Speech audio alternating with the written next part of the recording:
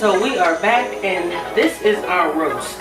As you saw, this roast was seasoned with the quad plus some dried basil, and this was also lightly floured. The flour has set in, as you can see, which is where you want it, because you want to get a nice coating on it before it goes into the roaster.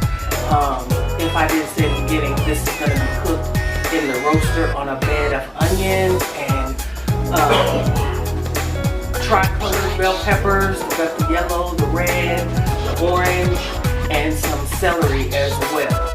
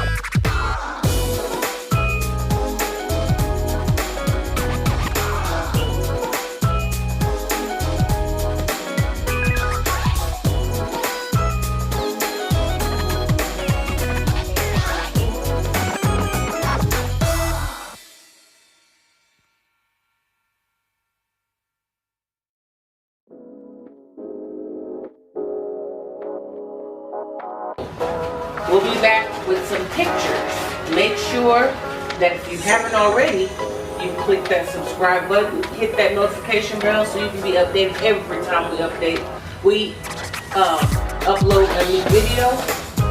We will see you next time on Whatcha, Cookin, Glenda. Stay tuned for pictures.